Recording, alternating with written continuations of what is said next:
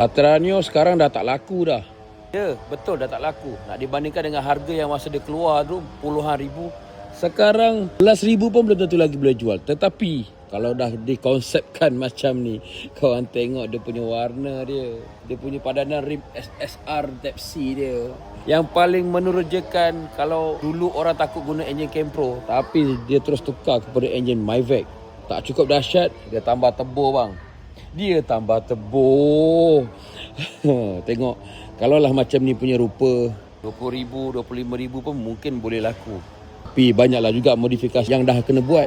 Daripada sudut body kit dia, nampak bumper Satranio R3, tapi dia customkan lagi. Ada vent sini, dia punya ada intercooler lagi.